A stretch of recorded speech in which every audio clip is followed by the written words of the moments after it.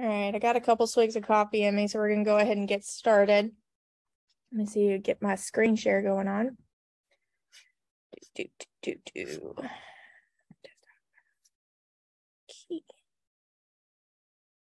So all of the just so you know, like the contracts for North Carolina, in order to get access to North Carolina's contracts, you would have to have a secondary membership to the Realtor Association down there. But since our office is so great, we actually have them all uploaded into Brokerment. Their contracts are very different than Virginia, so I do recommend that everybody take time out to study them, just because they are different. The offer to purchase in Virginia is actually naturally built to protect the buyer, and it's the exact opposite in North Carolina. So you have to be very specific and very careful when you are writing in North Carolina. Like, definitely cross your T's and dot your I's, and they hate out of state agents too. So so you really have to be extra careful. So we'll go ahead and get started. I won't harp too much on the basic stuff. I just kind of want to hit on some of the things that were like a little bit of a hang up for me when I first got started. Obviously, during the first section here for terms and definitions, we understand what seller means, what buyer means in the property. Now, when it comes down to the description, instead of like a tax ID, they have what is called a PIN or a PID number, and you'll find that from the tax records. It looks very similar to like a tax ID number, so you'll look for that. As far as the plat reference, it should be listed on the MLS. The problem that I usually end up running into when it comes to this is the only thing that is usually listed is the deed book and page number. If you have the rest of it, that's great. But if you don't, like, that's perfectly acceptable, but it can't be left blank. You're going to need to have at least something in there to make sure that you're identifying the property. When they do like paperwork transfer in North Carolina, typically speaking, you usually have like an old printed out version of like the survey and the information about the deed book and recording in there. So they're a little bit old school that way, which is kind of cool because you kind of see the lines and stuff like that. So surveys aren't as common out there, whereas it's built into the purchase agreement for Virginia. It's not as common out there just because you typically have your lot lines already. All right, so the purchase price, we're going to kind of break this down a bit, trying to understand everything about it. Your purchase price obviously is going to be what you're offering for the house in this first blank here. The due diligence fee is a gift that you would be giving to the seller to consider your offer. It is non-refundable, and it can vary on cost. Like, it can be something small to something quite large. It's important that your buyers know that it is non-refundable, and they really do need to see it as a gift. It's basically an incentive in a competitive market to say, hey, thank you for considering my offer and pulling your property off the market for me. You're going to get this no matter what. Now, if your clients do go through with the entire purchase, then that due diligence fee actually does go towards their closing costs or down payment or whatever it may be. But if they were to release, that is money that does not come back. The initial earnest money deposit, the reason why they say initial is because it is actually common practice in North Carolina to do a secondary one, especially if you are asking for an extension for anything. Like, it's the sellers down there really want to know that your buyers are serious. So if you're not going to close on time, or if you need some extra time to get your due diligence done, then you can prompt to do a second earnest money deposit. And there's like a separate addendum if you're doing that after the contract has already been ratified as well. The initial earnest money deposit is something that they will get refunded if they were to release within the proper due diligence time frame. And we'll go over that in a little bit more as we go through this, but it's typical, kind of the similar what we deal with in Virginia, where you see like 500, 1,000, just depending on what it is. it gets delivered. So in North Carolina, it's attorneys only. They don't have title companies, and most of the real estate brokerages don't actually hold earnest money down there either. It's usually held by the attorney. And there's like an extra form at the bottom that they will fill out saying that they've received it, and everybody will get a copy of that. By assumption, so assumption, I haven't dealt with too many in Virginia, and I obviously haven't dealt with too many in North Carolina, but the way that an assumption works, first of all, it's got to be approved by the mortgage company for like the rate and the loan amount or whatever to be transferred over, as well as if there's any additional cost that's going to be on top of that. So if somebody's assuming somebody else's loan, but like the value of the property actually is more than what is left over on the loan, all of those details have to be ironed out. But I am not the expert in assumptions, so please don't quiz me on it.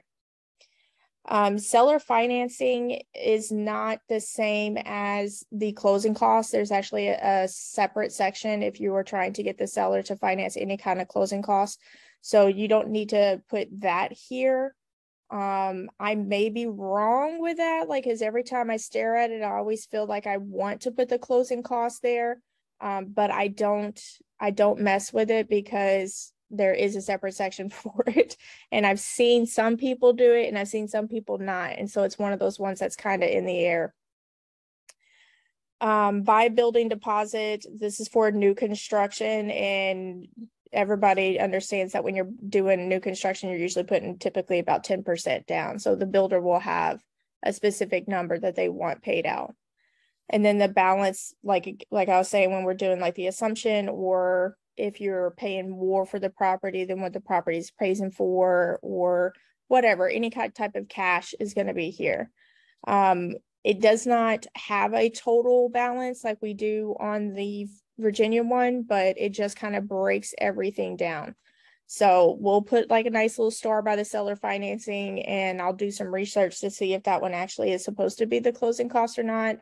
Like I said, I've gotten information 2 different ways. Again, this section here is just talking about the due diligence fee and the initial earnest money deposit. If they don't get it delivered, the seller will have the right to terminate the contract. That's pretty much the same as it is in Virginia. And then you have your initials by both parties down here at the bottom. The earnest money deposit is just basically, it's the same description as it is in Virginia. Escrow agent, this is always going to be an attorney, like I said. So I use Thompson and Pereza. They're right there in Elizabeth City. Most of my business is in Elizabeth City or surrounding Elizabeth City. There's several different attorneys that are available down there, but like I said, no title company. Effective date is basically when everybody signs off on it. There's not like a ratification box here. So you want to make sure that you understand those dates when you are drafting this contract, because as soon as everybody signs it, you don't have to do a separate box saying this is our ratification date. It's effective as soon as it's accepted, basically. Now, the due diligence, when we talk about the due diligence period, this is for referring to the opportunity for the buyer to get everything lined up. So we're including the inspections as well as their financing. So the due diligence period in North Carolina is actually typically longer than the due diligence period or the PICRA or pickup period in Virginia. Y'all like how I said that? I felt like I was about to say Peter Piper. So when you're doing your due diligence period, typically it's at least 3 weeks, maybe a little bit longer than that. There is not a clause built into the contract to protect buyers if their financing was to fall through. They will lose their earnest money deposit if it falls through after the due diligence period, because they didn't get out of the contract in a timely manner.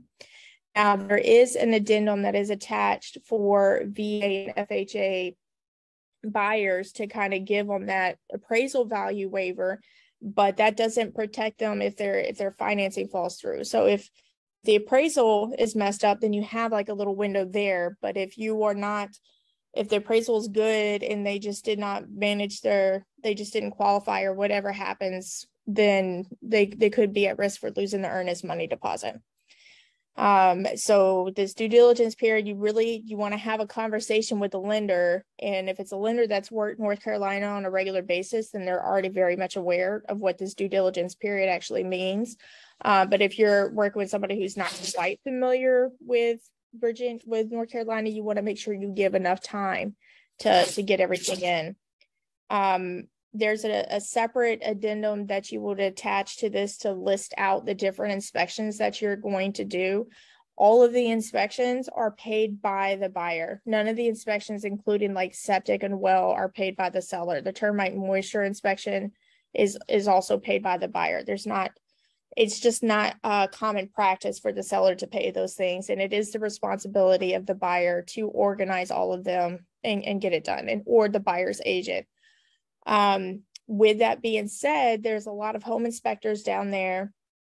Like, I think I use Elite Home Inspection. He does a home inspection as well as a septic and well inspection. Now, those inspections are slight inspections. They're not scoping it or anything like that. They are well, I think the septic he technically scopes, but they don't have to empty out the septic tank. It's common practice in Virginia to request for the seller to have the tank emptied. It's not common practice in North Carolina. And if it is to get emptied, the seller can refuse to pay for it. Like, it could be a buyer expense. Septic systems are typically dumped or pumped every 3 to 5 years. So, it's just one of those things that you want to ask the listing agent, when was the last time it was pumped, that kind of thing, because you want to make sure that you understand that they might be moving into a full tank if you don't handle that ahead of time. And then the well, like, they usually just take a little well sample and send it off just to make sure that it is still drinkable water.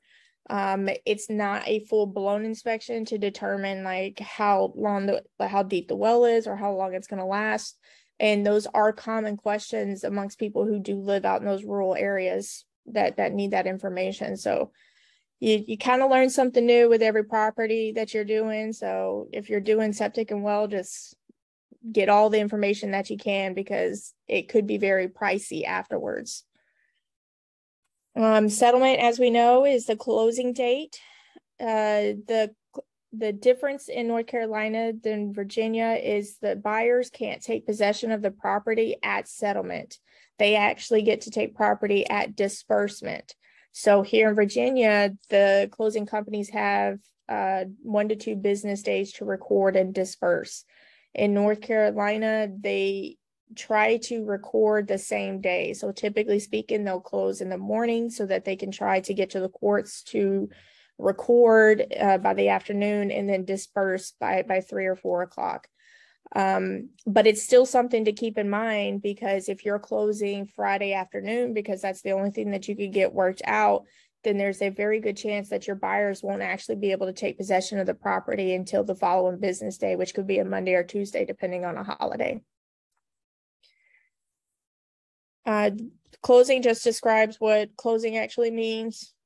Special assessments, proposed special assessment, confirmed special assessments, anything that's going on with the property, the seller is supposed to be aware of it, but it's still a buyer beware state in North Carolina. So you want to make sure that your buyer does research, or that you do the research for them. I don't like creating any kind of liability. So with it being a buyer beware, this does not mean a buyer agent beware. This means a buyer beware. But I mean, North Carolina is very slow moving. So if there is anything happening, everybody knows about it. So fixtures and exclusions. So when it comes to fixtures and what actually conveys with the property, North Carolina is, I think, is a little bit more specific with it. Like they like to make sure that everybody understands. But at the same time, there's still like a little bit of a gray area. So you want to make sure that you specifically specify what you're expecting to convey with the property. So even though the fixtures that are included in the purchase price that are listed below here include the appliances, instead of leaving room for interpretation, you still want to list out those appliances. So in our Virginia contracts, we have the little boxes that we get to check off and everything like that. North Carolina does not. So you want to, I've seen most of the agents, what I've seen them do is just list off everything, like all kitchen appliances, that kind of thing. They don't have to, the stove, they don't list off everything individually. They just kind of cover everything. But the tanks that are, most of the heating that's done out there is propane, and the tanks aren't always owned by the seller, nor are they always full or how they're maintained. So those are questions that you're going to want to get answered before extending the offer, because if there's a tank that's on lease, meaning it's not owned, then you have to specify whether or not you want it to convey, and then your client is going to have to contact the company that does owe it to make sure that the contract will transfer over to them. And it's just a little bit of extra work, but I have a listing now that actually has 2 propane tanks on the property. One of them is huge and full, and the other one is empty and small, but the seller owns both of them. So it just makes it easier for me or the buyer, really, so that they know that they're getting those things. But some of the other tanks are typically not owned by the seller. So items that do not convey, this is something that the listing side is going to fill out, but it may already be specified in the MLS. So you just want to kind of think ahead. Anything that you can do to make the listing agent's job easier is going to be kudos for you, because like I said, they don't necessarily care for out-of-state agents that are dual license. And this is just my personal experience. Like, you guys can have a great time with it, but this has just been my personal experience. There are some of them that are very nice, but then there's some that just they know that we don't necessarily have all the resources like they do, so they kind of, I don't know, they just get annoyed with us. So we'll just keep running with it. So personal property should be pretty self-explanatory. I mean, it's actual personal property. If there's like a picture of the actual house and it's an art that's hanging on the wall, that's still considered personal property. And wanting it or expecting it to convey with the property is not necessarily reasonable, because we don't know the history behind that picture. It could have been something that their family painted. What about like a shelf that's screwed into the wall? Okay, so depending, it depends on the type of shelf, but like typically speaking, if it's just like a regular shelf that they hung up, or if it's TV mounts, it's one of those ones that I think fall in the gray area, because it is technically mounted to the wall, but at the same time, it could be easily removed. So it's one of those things that you want to make sure that you write it in, because it just gets a little weird. Most people take them, but it just gets a little weird. But yeah, so surface mounting brackets for television and speakers, it literally says it right in here that it's included as a fixture, but because it is one of those gray ones, make sure you write it down if you want it. So in the personal property, like, you just want to have a conversation with a listing agent ahead of time if you can, and then just kind of go from there. So the buyer's due diligence process, buyer is strongly encouraged to conduct due diligence during the due diligence period.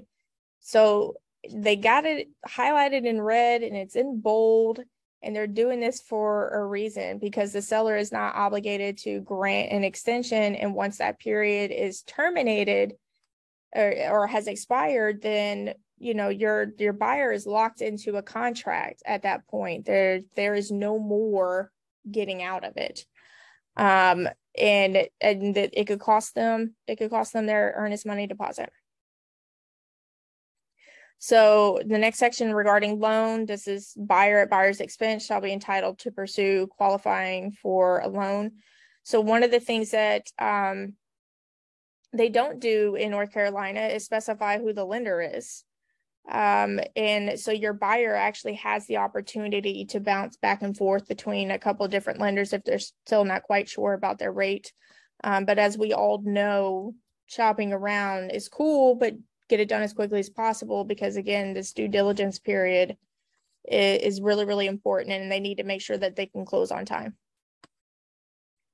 So property investigation. So this kind of all follows underneath the due diligence period. So this is why I encourage you guys to make it at least 3 weeks, because you're going to want to do the inspections like the termite moisture, the septic and well, the home inspection. If there's anything extra like a swimming pool or asbestos siding is actually quite common in North Carolina as well. So you want to make sure that you get all of those inspections done within that due diligence period, and it is a cost at the buyer, so they need to understand that. Reviewing the documents, insurance appraisals, if they want to have a survey, zoning and government regulation, flood hazard, utilities, streets, roads, anything, the fuel tank, all of that stuff falls under property investigation, falls underneath that due diligence period. So anything that they need to know about the property, they need to be on it, researching it right away. Buyers advised to consult the owner of leased fuel tank. We actually just discussed that earlier. So as you see throughout the North Carolina contract, they do try to highlight to bring stuff to the forefront. Sale or lease of existing property. This is regarding if your buyer needs to sell something before they can purchase. If they have a property that's under contract, then you want to make sure your due diligence period is after they close on that property. So let's say that they're closing on their house that they're selling October 15th. You want to make sure that your due diligence period is at least October 20th or something along those lines, to give enough opportunity if it got delayed to protect your buyer. Because once that due diligence period is exhausted, then your client is locked in, and then they could be in a very sticky situation at that point.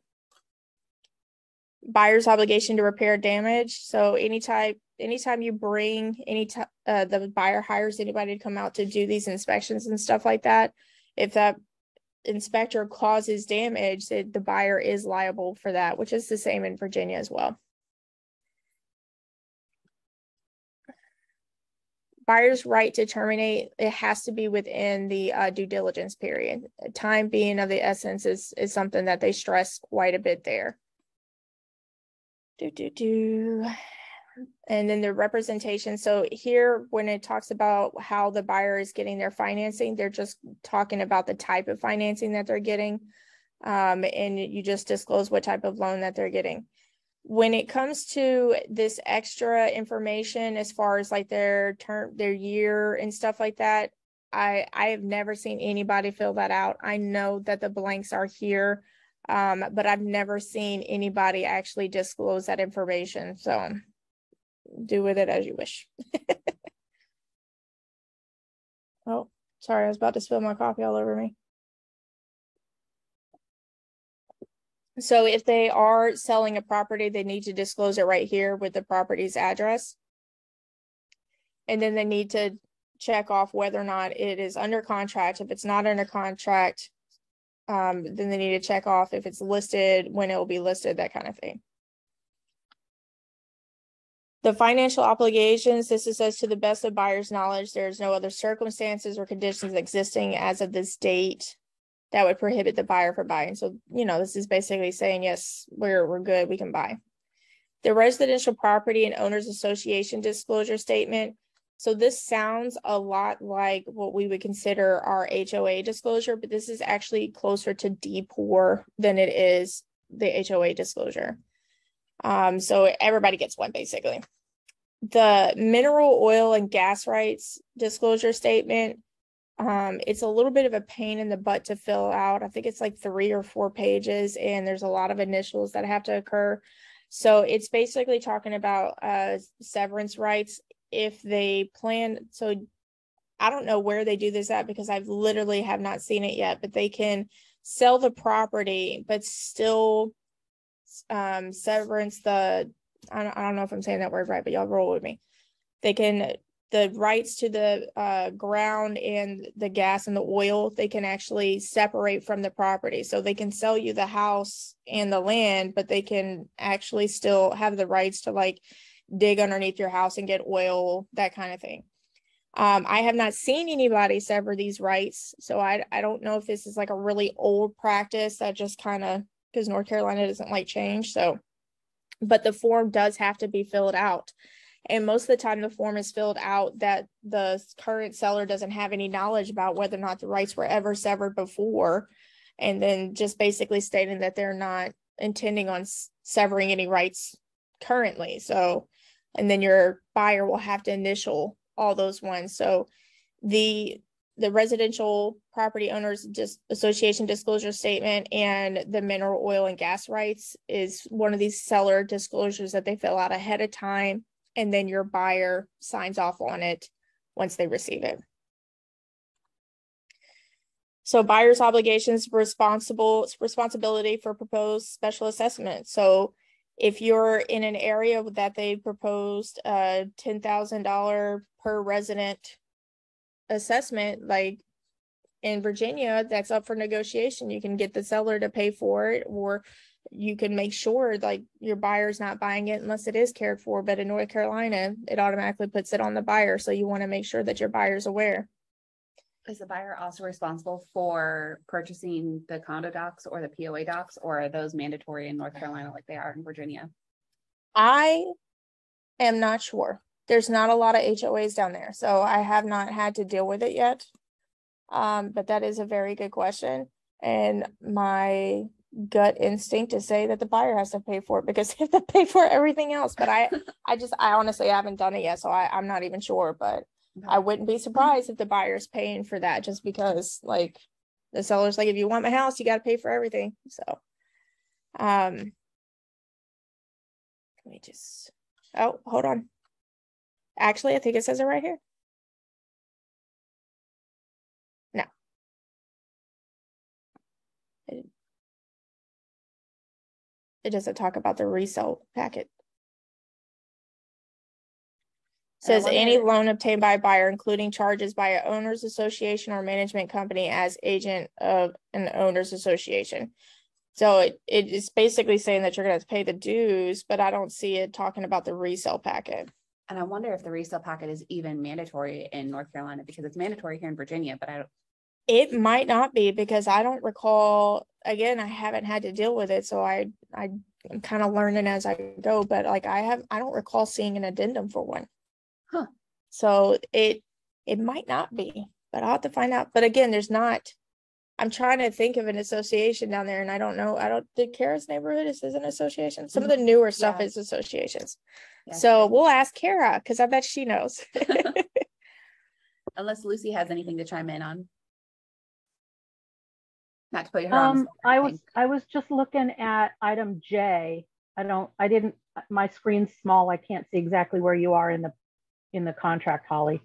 But yeah. I was looking at J, and it says that the seller shall pay. And if you read through all of that, and III says fees incurred by seller in completing the Residential Property Owners Association disclosure statement and resale or other certificates related to the proposed sale of the property.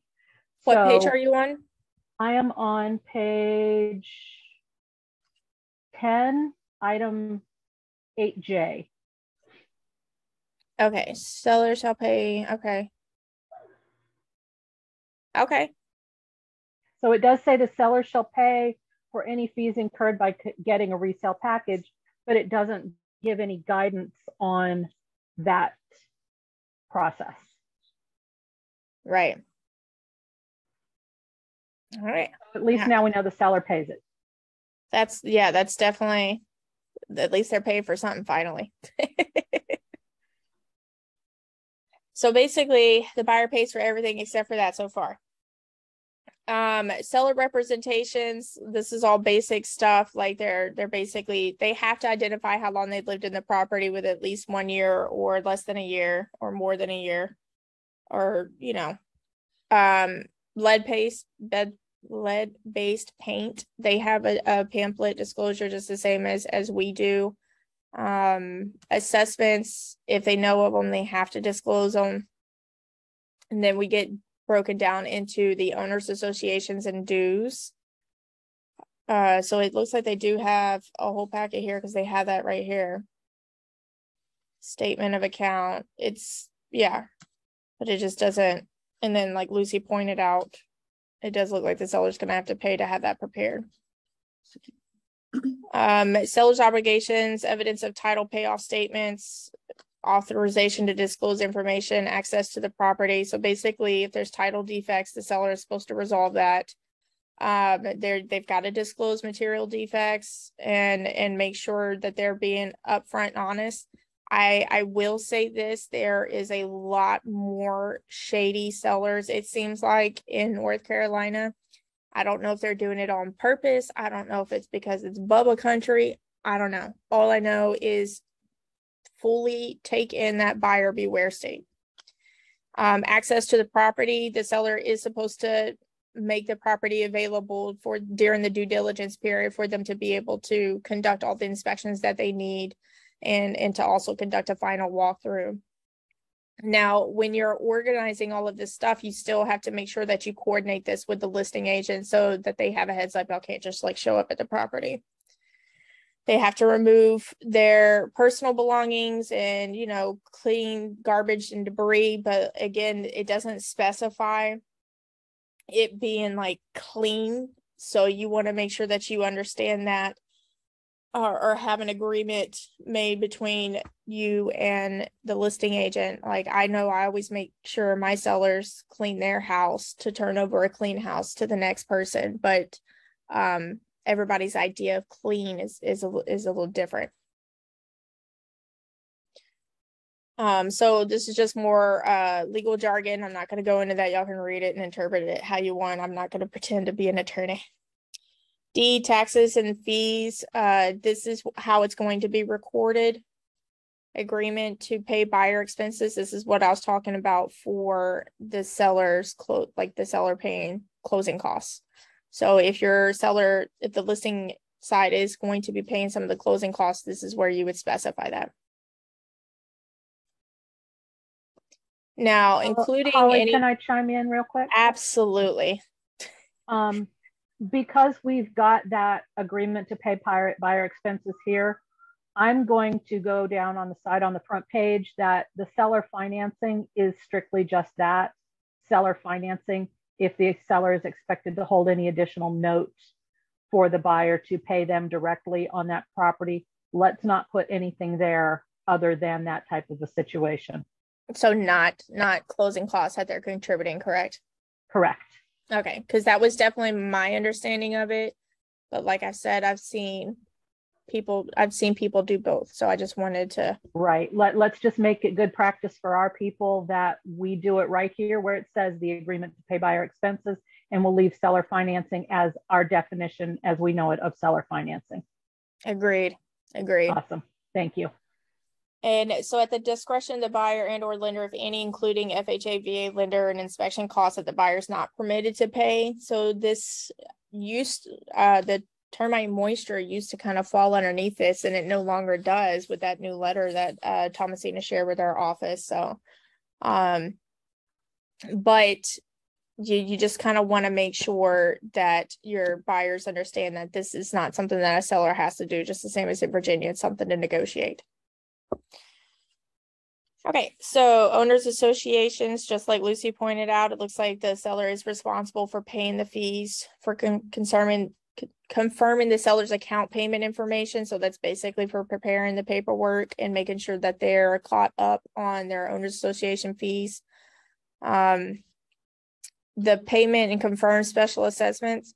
Like I cannot stress enough how country it is out there. So trying to get paperwork on anything, it will be an uphill challenge, but still try to ask for it.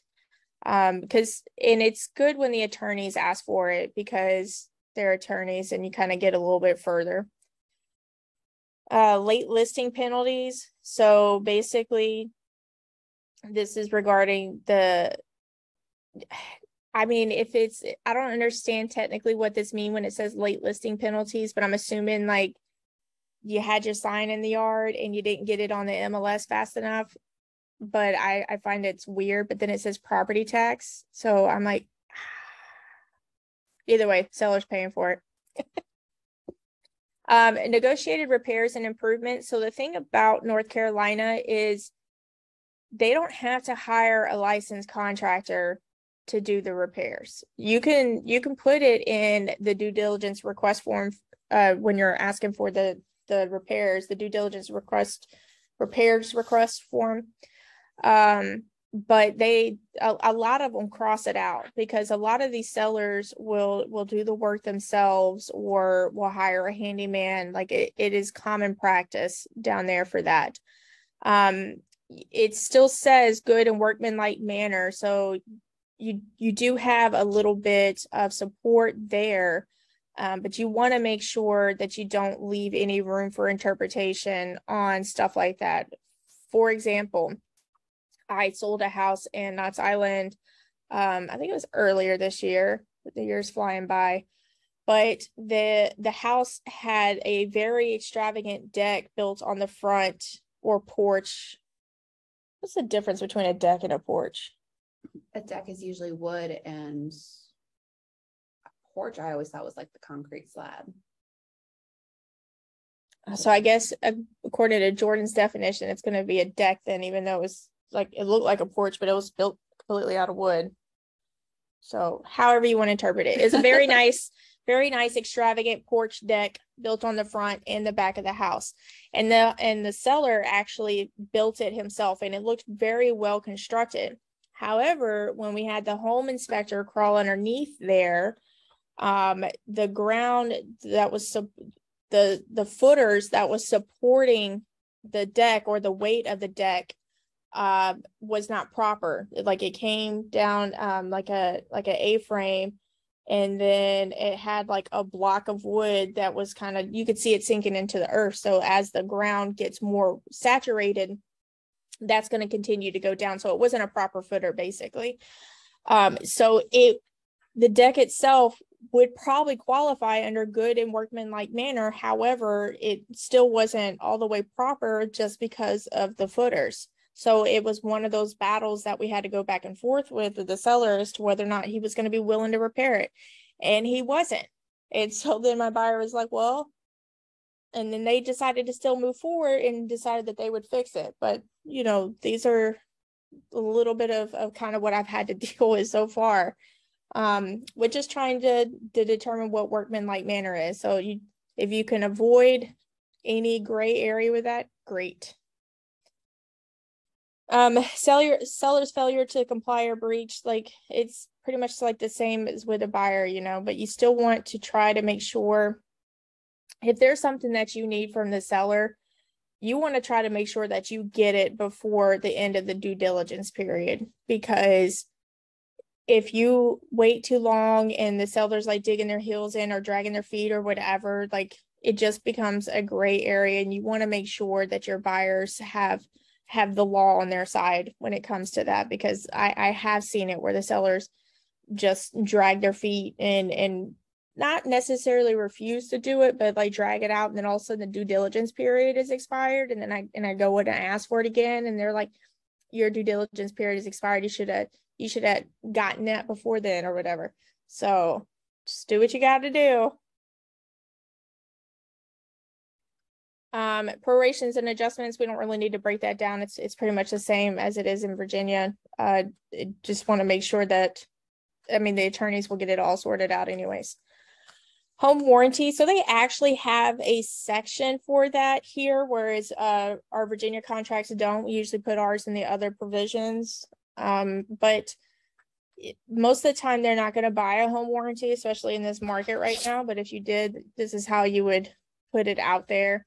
And I think it's weird that the buyer actually, yeah, so the second one is for the buyer picking and the seller to pay, and then the seller picks and pay, kind of like what we do our termite moisture, but instead it's for a home warranty. That's kind of cool though. Mm-hmm. That's really cool. Mm-hmm. But they don't typically buy home warranty, so good luck with that one.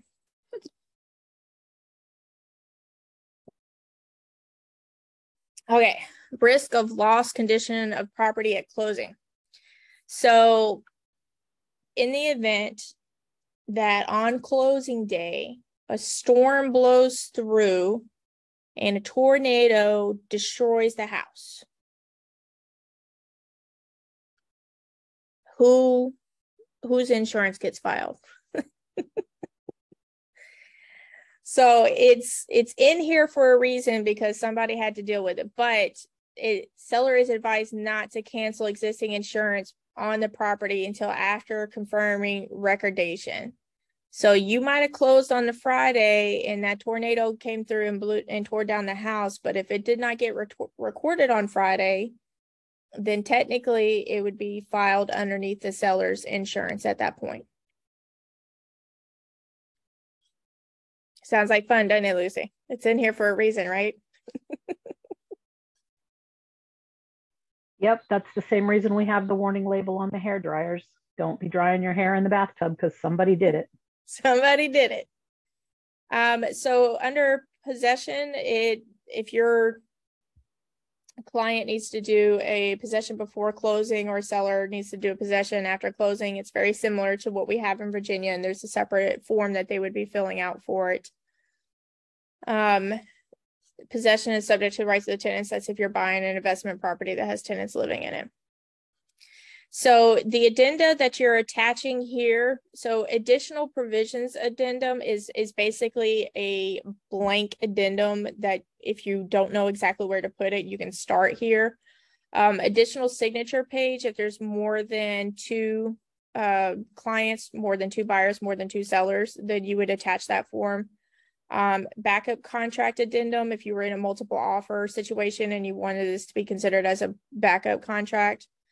The FHA and VA financing addendum, like I said, this is built in for the appraisal because there's not a clause in this purchase agreement to protect clients from the appraisal. Lead-based paint, loan assumption addendum, new construction addendum.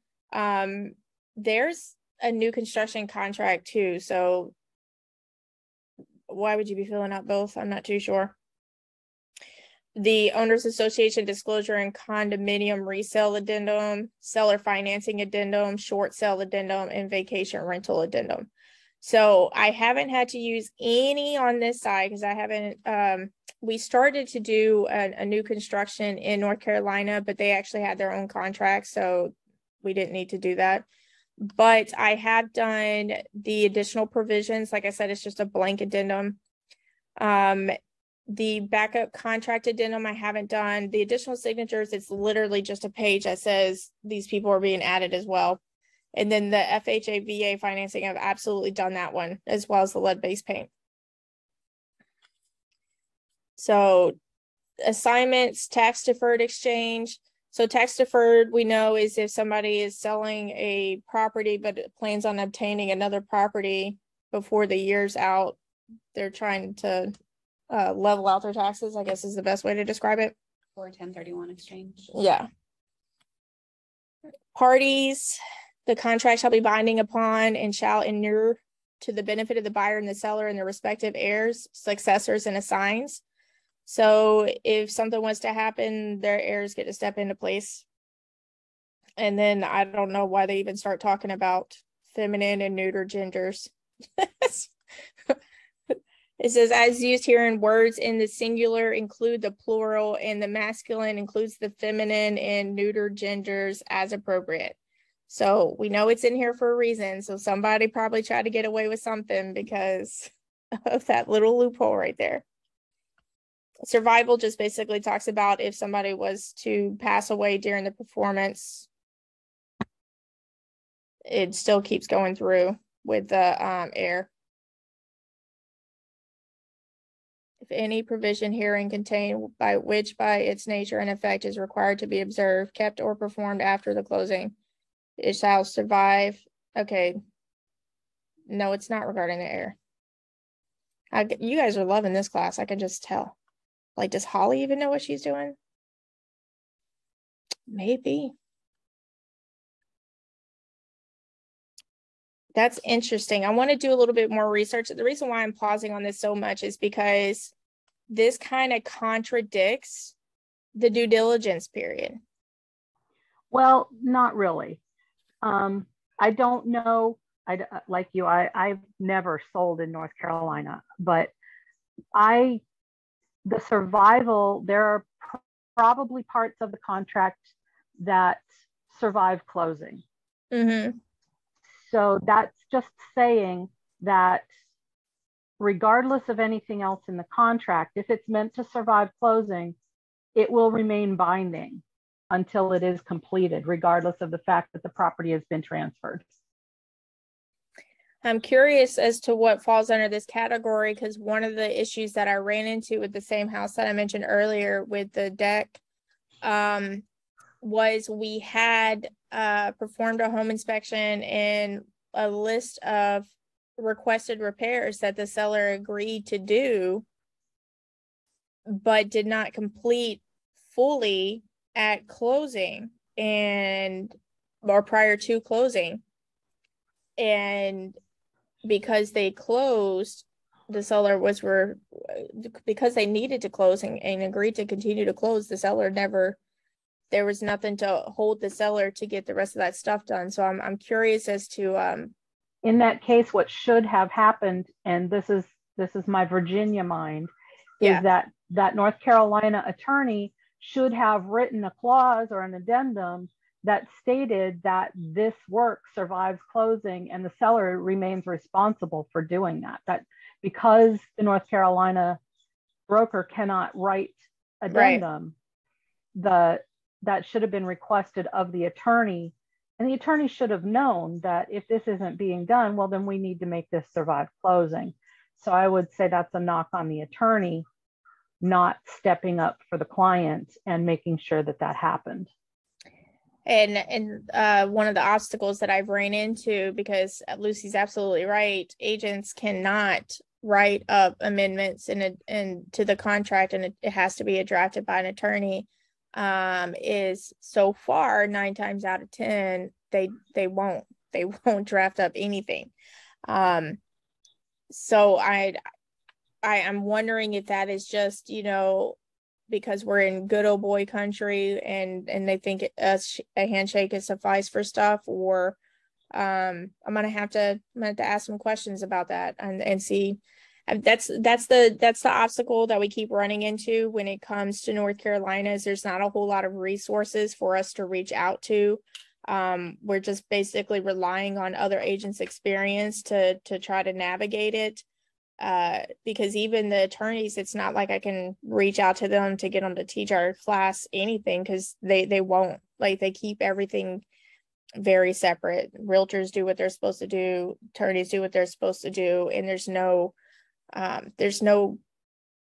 par. There's no basic understanding on how things are supposed to go. Everybody's winging it. So I want to do more research into that, because I would like to understand that better personally, just because I want to know if the agreed upon repairs falls onto that. And I agree with you, Lucy. I definitely think that the attorney should be drafting up something to protect the buyers, because they just ended up accepting the house, because even the agent was like, oh, well, and sure, my buyers could have, held off on closing, but I don't know. It's just it's special. Okay. The contract is an entire agreement, including its addendums. Conduct of transaction. The parties agree that any action between them relating to the transaction contemplated by this contract may be conducted by electronic means. So basically the same thing that we do. Execution. If everything is satisfied, then it's been executed. Computation of days and times of days. So this is just specifying or clarifying what a day means. North Carolina is significantly slower down there. So like when you are thinking that you're going to just kind of knock everything out within the first 5 days as far as the inspections go, I'm here to tell you no, because like it's it's so much slower. So you really want to make sure that you give yourself enough time in that due diligence period, because they just don't move as quickly as what we do. And maybe it's a lack of resources or whatever it is, but you just want to make sure that you give yourself enough time. Because even when you like the situation that I had with those particular clients, even when I reached out for the attorney, it was like 3 days before I even heard back from the attorney, and I bugged them like every single day. So it's not like they missed it and forgot it. Like, they got an email from me at least once a day. So piggybacking off of that, you might have already touched on this. What is a recommended due diligence period? At least 3 weeks. At least 3 weeks, because you want to try to make sure, because there's no, except with the exception of FHA and VA with that addendum, there's no protection for a low appraisal or anything along those lines. Now, fortunately, I haven't had to deal with an appraisal coming in low in North Carolina, but according to everything I read and that I understand, if, let's say, they're using conventional financing and the appraisal came in low, but the purchase price is the purchase price, the seller is expecting that purchase price. There's nothing built into this contract to reduce down to appraise or to open it up for negotiations. So you want to make sure that you're giving yourself enough time to get all of that stuff done, so that if your buyer is unsatisfied with like the appraisal or the financing or anything along those lines, they can still get out of the contract. So at least 3 weeks, Would best practice be to have due diligence up until like the day before closing? If you I haven't seen anybody allow that. So typically I would say maybe 5 days prior to closing. Okay. Once again, you need to have a really good discussion with a really good lender who can say, I can have a clear to close to you without a doubt, without question, by this date. And that's kind of where you need to go, because you really, really need to be clear to close, and there's nothing really left to do after you're done with due diligence. Exactly. And it gets a little froggy. I'm not going to act like it doesn't, because our Virginia lenders that we love so much, if they're just now dabbling into North Carolina, they don't have the same workflow. Like, they have more time here in Virginia. In North Carolina, they don't. Like, you gotta, if they're trying to actually protect the buyers, they don't. So everything is slow except for the lending side, which needs to be fast. Exactly. You got it. I have a question with that. Like, what is a typical closing time period for North Carolina then? It's still 30 days. It's still 30 days. Okay. I have pushed that a little bit with some of, like, especially with like a VA buyer, when we know that the appraisal, because in Virginia, they don't order the appraisal until after the PICRA has been ratified. And in North Carolina, you don't have that luxury. So you have to like hit the ground running. You basically have to like do, because again, with them being slow, your home inspection may not be happening until like 2 weeks into the due diligence period. But you can't wait until after that home inspection. They have to go ahead and order the appraisal like right out the gate. So basically your buyers need to be prepared to come out that money. Because if in Virginia, by them waiting to make sure the home inspection is satisfactory, it saves them potential money if they decide to release from the contract. But the time is of the essence in North Carolina. So you got to hit the ground running. Now, the home inspector that I do use, he's pretty flexible, but so I haven't had to wait 2 weeks for him. But getting a termite moisture inspector has been much more challenging, because they don't have them readily available like we do here. But at the same, because they don't typically do them down there either. Really? Like, they have everybody that's out there is pest control type people. They can do them, but they don't typically do them. Now, if it's required by the loan, then it's a different story. But like that's insane. Yeah. Because that's like the most important inspections, I feel. I do too. I'm like, my whole house is falling apart because they're eating it. I was like, I want multiple eyes under that house. The home inspector, the termite moisture inspector, like, yeah. Right.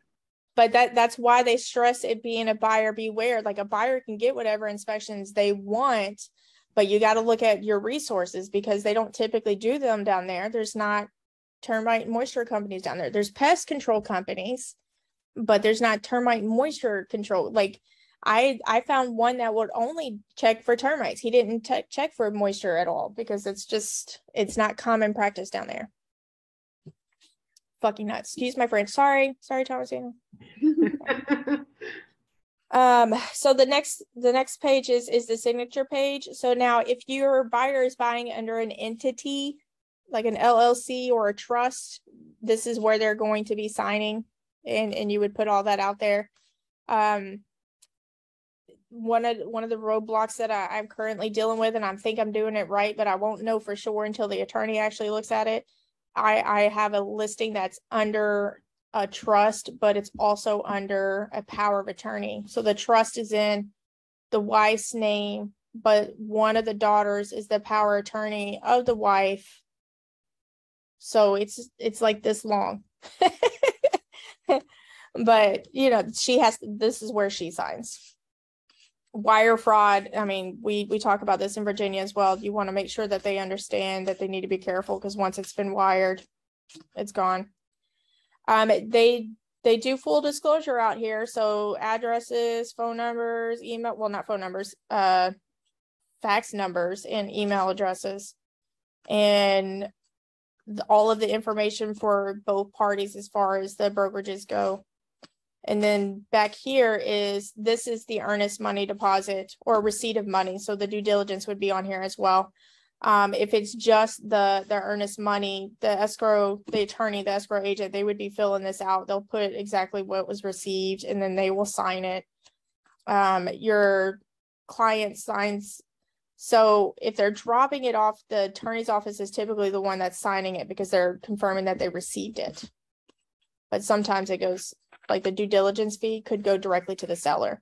So one time when my clients did pay a due diligence fee, I gave it to the listing agent and she technically was the one that signed it. So for North Carolina, because in Virginia, we've got a place on the contract for the buyer's address as well on the purchase agreement, but almost nobody ever fills that in. You're supposed to, but yes. You're supposed to, but yeah, it almost never happens. And most buyers don't want their address filled in. Yep. Is it required on North Carolina, or is it one of those as well where if it's there, that's what it's supposed to be, but if it's not, nobody's saying anything? Technically speaking, everything on this contract is required. But like I said, there's been plenty of times where I see stuff blank. So I think it's going to be one of those because we are dual licensed, because we are from Virginia, we should probably practice doing it simply because I do feel like we get a little bit more targeted because we're out of state agents. I think maybe not targeted, maybe that's not the right word. Maybe it's their expectation for us to be making mistakes is higher. So they just kind of pay more attention to what we're doing. Because even in the listing agreement, it specifies that you're supposed to put the approximate square footage of each room when you're listing a property. You're supposed to measure it, or you're supposed to hire a professional to measure it and have an approximate.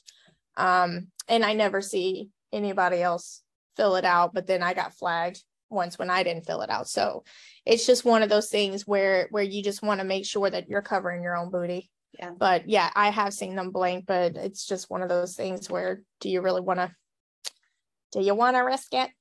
And speaking of measuring for square footage, is that something that you find that you do, or is there professionals that are pretty easily hireable down there that will do it? I know I'd rather take the liability off myself.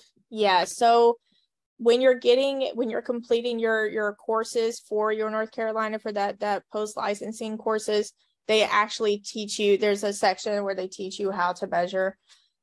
What I've done, or what I have found, Jordan DiCaprio's company, or any company that could do the dollhouse diagram, there's a feature within that dollhouse diagram that actually takes measurements. Like you can measure out the rooms. So I pay extra when I get the photos done to have that dollhouse diagram. That way I'm kind of taking the liability off of me. But yeah, you can hire somebody. but do you really want to? And stairs aren't included. Don't measure the stairs. They're very specific about what considers square footage and what's not. It's a little different. Yeah. And it's not approximate like it is here in Virginia. Do you have to also measure the acreage? It is a little bit approximate, because typically with the old MLS, I don't know about the new MLS because I haven't inputted one in the new one yet, but the old MLS, they have the drop down menus. So you have like between 550 and 650 square footage. So like you have a little bit of approximation. When it comes to like the lots themselves, because most of the properties have what looks like a survey, you can typically get away from it because then the property lines are more readily identified. So I haven't measured the outside. But you just want to make sure that you put your eyeballs on those papers because just about everybody has them. There's no reason for them not to have them, and look what the deed actually is recorded as far as the lot size goes. Okay. I hope we had fun here. It was a learning curve for me, guys. It was great information for me. It's still a learning curve. So if I made a mistake, don't hold me to it. Just let me know and I will correct it. Yeah, I think we're all learning together. We really are. We really are. Yeah. There are, what I am finding is even seasoned North Carolina agents are still learning, just because, like I said, there's not a whole lot of resources as far as education goes for best practices and stuff like that. So yeah, we'll get it. Anywho, cool. That's my class for today. Thanks for hanging out. Thank you. Good job. I think you did great. Thanks, Holly. Thanks, Lucy. Y'all have a good one. All right, bye. Bye.